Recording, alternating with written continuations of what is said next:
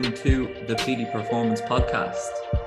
It has been over a year since I've done a solo podcast, and with no guests lined up this week, I thought, why not?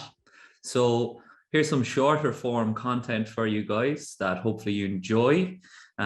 We do have some good guests lined up in the coming months, but just couldn't put anyone in the last week because I'm just back from holidays. As a strength and conditioning coach, it can be hard to go away on holidays, to be honest, given the way that the industry is. And you're taught when you're younger from watching and observing other older coaches that if you take time off or you don't give 100% to the role and you're not showing up early for every session and you're not the last one to leave after every session, then you don't really want it. You don't really want to be great at your job. You don't really want to go out and win. But at the same time, I think it's getting better now. I think people are learning to understand that you can't fill up somebody else's cup if you don't fill up your own cup as well. So taking some time off was definitely very necessary for me. And I think, like I've heard from a lot of people, you don't really register that you're stressed or you have been stressed until you go away on holidays and you don't have anything to stress about. And then you come to that relaxed state and you realize, geez, this is pretty nice. Maybe I should take a step back from a couple of the things that I'm doing. Maybe I should not worry so much about these type of things that are worrying me. And you also realize that the world doesn't fall apart when you step away for a week. If you've been doing your job pretty well, you'll be educating both athletes and coaches, and they will be able to steady the ship while you're not there. At the end of the day, you are a guide. You're not in the driver's seat, as Kerwin Flat says. You're not driving. You may not even be in the passenger seat. You're probably in the back seat, given the odd input here or there. But the nature of my role, I suppose, as probably more of a performance coach, whatever the hell that is, in comparison to a strength and conditioning coach, where I oversee all of the training. It's not just in the gym. I oversee the whole lot, as well as incorporating both sports science and strength and conditioning elements.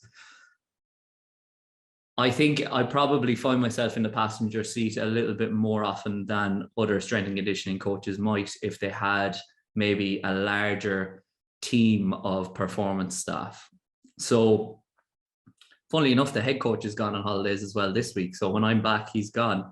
But that's the way you work it. You know, everybody has a life outside of their job, outside of what they do with their teams, etc. So you've got to give a little to that type of your life so that you appreciate what you're doing when you go into your work or into working with teams. And I would notice now, looking back, that I probably was a little bit grouchy at periods during the year because I was overworked. But then I come in this week and I'm completely refreshed and I'm ready to go and I'm ready to give my best, and I'm probably going to be better crack for the groups that I'm working with, which is going to lead to better intent, better fun, better enjoyment of training, which is, at the end of the day, in Gaelic games, that's why they're there. Mixing up my THs and my Ds there. Trying to get better at that, but it's going to be hard if you're from North Tipperary, unfortunately. But yeah, so I said I'd just do a solo podcast today. And hopefully I don't ramble too much, although knowing me, I probably will, but I'll try and keep it quite short. So the question that I said I'd pose to myself and to you guys is something that's been cropping up for me in the last couple of weeks, but probably all year as well, is, do you want to win, or would you just kind of like to win?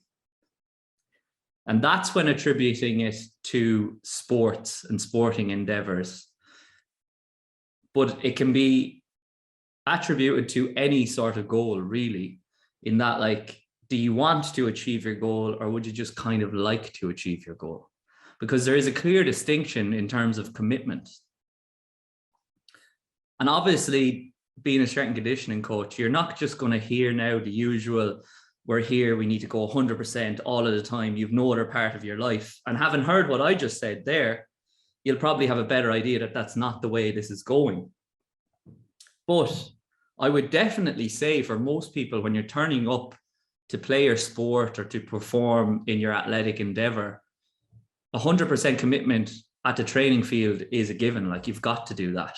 Like, I think it was Jim McGuinness with Donegal who said, we're here. Why would we not give this 100% attention and give it our best shot to go and win an All-Ireland? And that is it. Like, you've woken up early to go to the gym.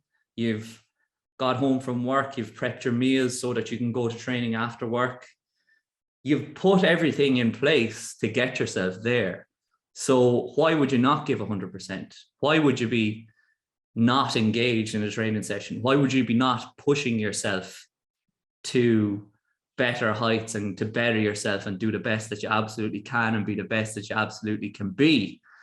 And the same thing goes for the team. Like, why would you not push each other on? Why would you not help each other? Why would you not ask each other the tough questions?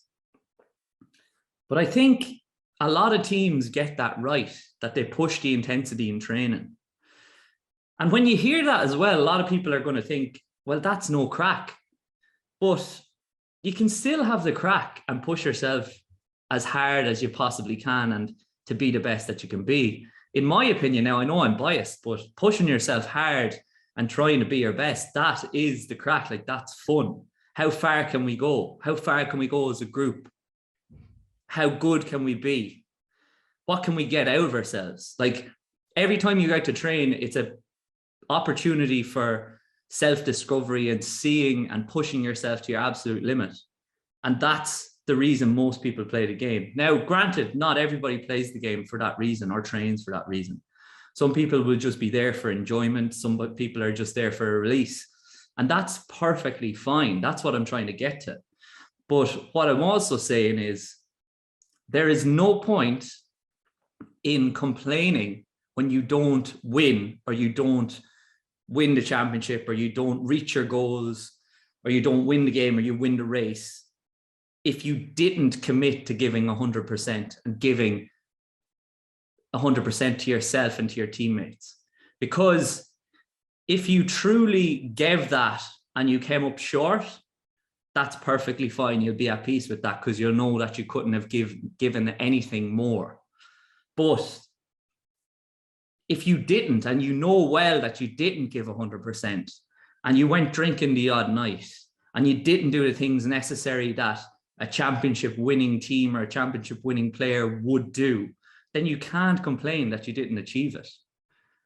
If you're not getting to training early. And this brings me to what I was going to say as well, is all the teams, well, most teams get that right. They get the intensity at training right. They get the intent at training right. It's the things outside of training that I see typically are the places that you can improve upon. Now, they may contribute to your training and improve your training, but a lot of people don't think of themselves as a 24-hour athlete, and you are. You're not an athlete for just that hour-long or hour-and-a-half-long training session. You need to treat yourself as an athlete the whole 23 other hours in the day.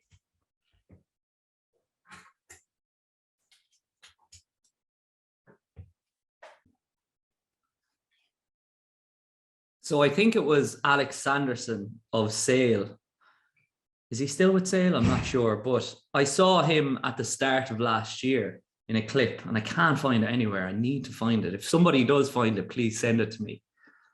But in his first team meeting of the year, he was saying a similar thing. He was saying, look, 100% in training is expected, and it is. And that's why you're there, because you're giving 100% to yourself, your teammates, your coaches, everybody that's invested in you. But if you're going to be the best on the field, you've also got to be focused on being the best off the field. That means you've got to be 100% in your nutrition. You've got to be 100% in your recovery. And like saying 100%, that doesn't mean it has to be 100% perfect. That means you have to give your 100% effort to it. You've got to give your best to it.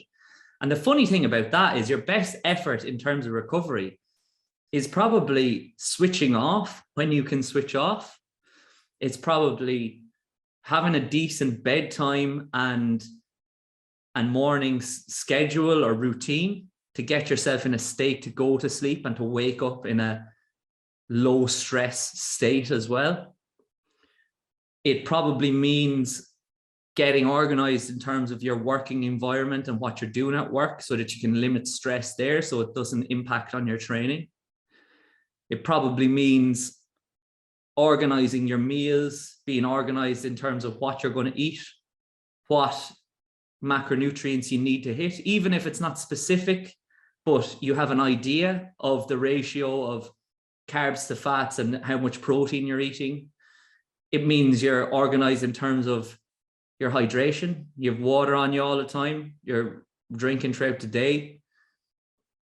It means you're focusing on your relationships as well and being the best you can be in those relationships. And you're not being too narky, and you're spending time with your significant other and with your friends so that you do refill your cup and you do get time to switch off. And it also means probably, are you limiting your alcohol intake, which is something in the GAA, in semi-professional rugby, in amateur rugby, it's not talked about. And like when people hear limiting alcohol intake, they think, well, I'm not going to not drink. But that's not what you're asked to do. You're asked to limit the intake. And especially in Ireland, there is a binge drinking culture. And look, I've been part of it many, many times. I've played rugby for many, many years. I've been the last one up many, many times, knocking them back. But like, there's a time that you can do that. And there's a time where you probably should forgo that and not participate. And as a team, like, that's why you set aside, look, these are the nights we're going to go out and we're going to have a few drinks as a group. And that can be great for team building as well, and great to switch off. Now, I don't believe in drinking bans, and neither do the other coaches that I work with. I think if people are treated like adults, they'll act like adults for the most part. So if somebody wants to go and have a couple of drinks to switch off, maybe they are high stress and it will make them or help them to connect with a friend and have a chat. It might be the social aspect they need. Then go out and have a couple of drinks. It only becomes a problem when it affects their training, affects their sleep, affects their nutrition, etc. And when it becomes too much, which happens a lot in Ireland. But I have to say, I have noticed a change in my athletes as well, in terms of they are learning to reduce their alcohol intake, or at least, I'll say, stay hydrated and do the necessary things the following day to recover and get back to their best as quickly as they can. And that's what I'm asking. Are you willing to do that to win? Because if you're not willing to do that to win, then as I said, I don't think you want to win. I think you would kind of like to win. And there is a clear difference. And it's about how you talk to yourself and treat yourself as well. It's, I play Gaelic football, or I am a championship winning caliber Gaelic footballer. And that they're two very different things. And it comes back to, like, what do you train to do? Do you train to win? And the IRFU came out with, like, when they were educating coaches back in the day, I think they had like a spectrum of what stages you go through in your development and in your training, and as a young athlete into the highest level elite athlete. And it was like, you're training to play at the start, then you're training to train, you're learning to train, then you're training to compete as you get into your teens, then you're training to perform as you get up the ladder into your young adulthood. And then if you're going to the top level, that's when you're training to win. And we see it works as well, I suppose, with the All Blacks being beaten and Ireland winning the Test series down in New Zealand. And I know for a fact, the few athletes that, I'm not too far removed because rugby is pretty small in Ireland, and many of you will know I used to work in Blackrock College, but those lads that were on that team, and many of them are from Blackrock College, as you know, they were moved on before I went in there, but just probably a year or two before a lot of them. And I know for a fact that those lads did the necessary things throughout their school years to play at the highest level, and they were committed to winning. They wanted to win. And when you commit and you do those things, fine, if you don't achieve your goal, you can say, that's a bit shit, I didn't achieve my goal. But at the same time, you know that you gave your absolutely everything. So as I said, you'll be a little bit more at peace. And this might sound like, oh, I don't want to forego going for a few points. I don't want to forego having the takeaway with the missus or the mister. I don't want to go to bed at a reasonable hour. I want to stay up and do these things. And you can do that. You don't have to be perfect all the time. That's not what I'm saying. I'm saying if you want to win, you have to more often than not do the things that are necessary to win. And a lot of the time, those things are not the things that you'll do on the training field, because that's a given. You will do that, no problem. It's the things that you will do outside of the training field. And that applies to the gym as well. Like, it applies to your focus in the gym. It applies to the quality of your reps. It applies to the quality of the exercises that you're doing. It applies to the time efficiency in the gym that you give to each exercise and your rest periods in between. Are you on point? Are you resting too much? Are you getting through the necessary volume to cause a bit of stress and push and adapt? Are you doing the things with enough focus that you're getting out of them what the goal is to get out of them? So that might mean, like, on your squat, it might be the range of motion that you're getting to. You're focusing on getting the maximal range of motion if that's the stage of the season that you're at. On your Olympic lifts or your jumps, are you focusing on 100% intent in those lifts? On all your lifts, on your bench, etc. You focus on pushing that bar as fast as you possibly can to increase your rate of force development. And a lot of the time I do see the athletes are there to play the sport. So their intent on the training field will be there. As well as that, in Gaelic games, the coaching can be a little bit authoritative sometimes. And as well as that, teammates are not afraid to call each other out. So if you're not putting in the effort and you're playing shit at training, somebody will call you out and say it. And it's not so much actually if you're playing badly, it's if you're not putting in the effort, that's the issue. If they can see that you're trying and it's just not coming together, they're not going to mind as much. And they're not going to grill you. They're actually probably put the arm around you. So yeah, so that's just what I wanted to talk about as well. And like, it's not me being this S&C business like person or whatever the hell you call it, that I'm like 100%, this is your whole life, this is what you do. But it has to be a part of your psyche. It has to be something you think about when you're making decisions. The odd time, not all the time. As I said, you have to switch off from time to time as well, but it definitely should be an integral part of you if you're interested in actually winning. And if you're interested in committing to your your teammates, that's something that's not talked about as well, because you're selling them short if they're all committed and you're not. And I do see athletes feel a little bit guilty from time to time if they blatantly don't commit and stick to the actual commitments that were made and the values that were set out at the start and the non-negotiables, as we call them. And for the most part, they do. But that's something that happens as well, is a lot of people and a lot of teams aren't specific around their non-negotiables and what's expected at the start of the year. They don't set an action plan. They don't talk about these things. They don't talk about their goals even. And like, sports psychology and these conversations are necessary if you're going to get to the top. If you speak to professional athletes and you speak to players that have played at the top level in any sport, they'll say, like, some of them might say 50% or more comes down to psychology on that match day, on those big fixtures. So then why would you not have those conversations, those tough ones, and develop in that part of your game and in that part of your athleticism as well?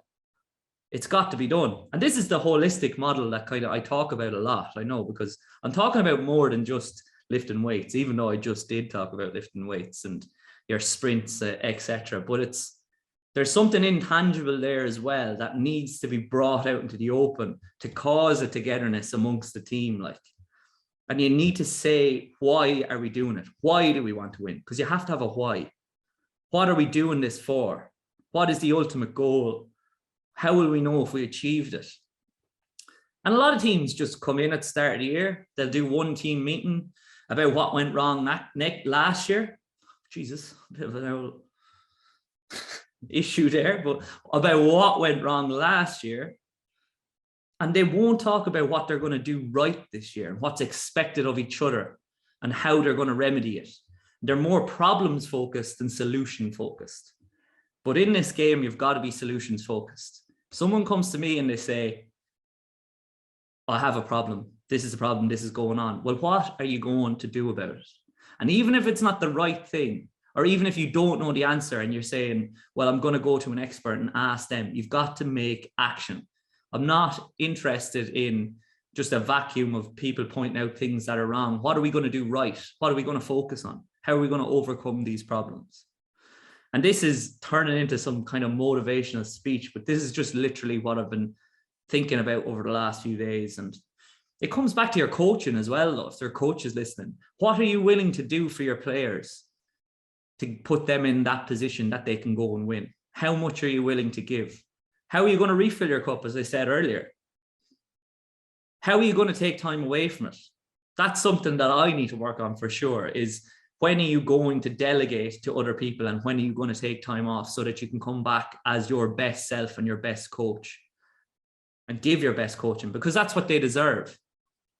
But at the same time, it's got to be a two-way street, because you will get emotionally drained and just zapped of energy if you're constantly give, and you're not seeing it reciprocated in the other way.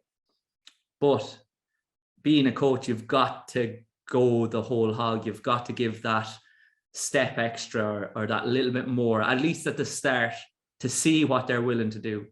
And you've got to talk about these things as well. You've got to be honest, and you've got to say these things to the players, to your athletes, etc.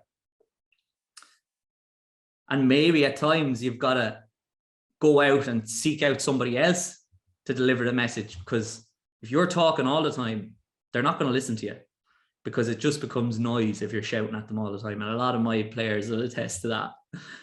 I'm not like this when I'm coaching all the time as well. I'm not just rah, rah, rah. Let's go, let's go. Feel like an American like hype man or something here with this chat. But we do have the crack. And that is something as well. You've got to create an environment where you're having the crack. And that goes down to your preparation as a coach. Like, are you going to have a playlist that they like? Do you know who to give the speaker to? Are you going to get the speaker to the dressing room out on the pitch? You're going to be set up beforehand? Are you going to have little small things that makes training a little bit different, a little bit more enjoyable, gets them engaging with each other? Are you going to seek out and have those conversations and connect with the athletes, etc.? You've got to do these things. And that's something that, to attribute it back to the Irish rugby team who we saw at the weekend, it looks like from the outside looking in, there is complete trust between the coaching staff, the players, and between the players and each other. And that comes from having those conversations. And if you've watched Andy Farrell, he's not afraid to do that and to meet the players on a level, but also challenge them. And it seems like with Mike Catt coming in, they've relinquished a lot of power. Like, it was very much, as we know from when Joe Schmidt was in there, because he was such a scientist of the game, it was very much, this is the way we're going to do it. Don't stray away from this. He even had players like Zebo who kind of didn't go off his script or read off his script. He kind of sidelined them a little bit and didn't use them as much. Whereas now they have a framework to work within, but they make the decisions themselves, or Johnny makes them for them most of the time. But he's part of the team. He's an integral part of the team. But if you saw the tries, they're trusted to execute the passes. They're trusted to perform the audacious skill and perform it to a high level. And that's why they succeed. And that's why they trust each other and the coaching staff. And you've got to have that trust. But to have that trust, you've got to focus on the other things too. And you've got to know that everybody has your back and that everybody is doing their utmost to go out and win. And if somebody isn't doing that, then I'm sorry, but bye-bye. You've got to go. It just can be difficult sometimes, because I think Raj talks about you'll have 3 distinct groups in every team. You'll have the lads at the top, 5, 6 lads that will always give 100% regardless. You'll have the lads at the bottom that will be the complainers, the sappuccinos, as James Haskell calls them, the sap a bit of energy. They love complaining. That's fine. There's plenty of them in Ireland, as we know, because we do love a good complaint, especially about the weather. As in, like, it's 28 degrees today or 30 degrees and people are complaining it's too warm. But you'll have a gang of lads then, the third group in the middle. And whichever group on either end is more dominant, that group in the middle will be strayed and pulled by. So if the lads on the top are driving standards and they're giving the 100%, then that group will be pulled along. And that group may pull along the lads at the bottom that don't want to give that effort. But yeah, that's basically my thoughts for today, I suppose.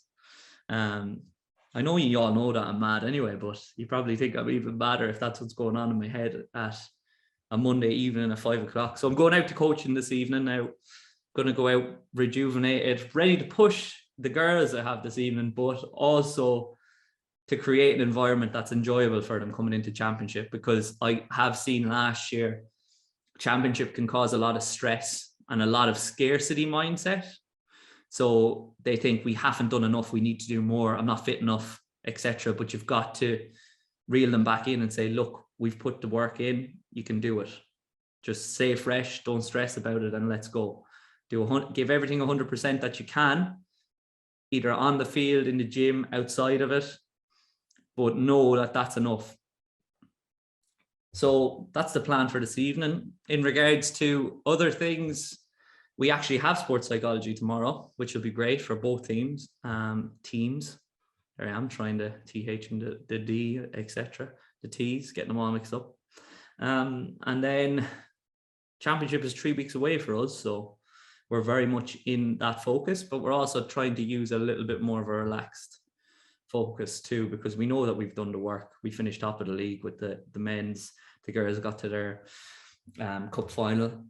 Unfortunately, they lost, but you can put yourself in a position to win, and that's what you have to do. And then I hit 3,000 TikTok followers today, which is pretty funny, considering I didn't want to do a TikTok at all. But it has actually been good for growth on social media. That was a good TH there. I reckon you all like that one. What else? Still putting out content. Have a decent content push coming on Instagram. So hopefully y'all follow me over there. I'm sure you do. And then, as I said, the podcast, the guests are getting pretty big now, which is great. Trying to have a focus of both athletes and coaches and maybe nutritionists and other practitioners too. Trying to move to doing a few more in-person as well. I think the in-person ones are good conversations generally. Other than that, online clients are flying really, going into championship, most of them. I do see some of their club coaches are using that bit of scarcity mindset and really pushing them hard now. Like, they're calling it a second pre-season. Pre-season's over, buddy. Everything's money in the bank at this stage. Just keep them fresh. Don't fatigue them. And then you do see injuries cropping up again and again too. So that's pretty much it. All-Ireland final at the weekend. I can't see Galway doing it, but what the hell do I know? I reckon Kerry are just unbelievable every time I watch them. Love watching them. And that's pretty much it from me. So thanks for listening.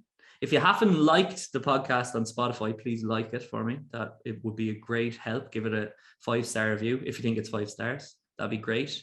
It comes out on YouTube as well. As well as that, hopefully you're following me on Instagram, TikTok, the lot. You're probably sick of me at this stage, but I'm going to keep coming, keep questioning you, keep having a bit of crack as well, because that's what it's all about. And if you're interested in online coaching, then just drop me a message. I'm going to have, well, I do have the in-season subscription service for GA athletes, and a lot of people have been joining that now, I think, because they feel they haven't been touching the qualities of speed and change of direction, at least with a microdose. Coming into this part of the season, it's been just covered with lots of fitness. As well as that, lots of athletes neglect the gym. They just stop doing gym at this time of the season, whereas they should be doing the right amount of it. I'm thinking I'll bring back in a pre-season rugby program. I know I have a stock one on my website, but I'm thinking to deliver one through True Coach as well.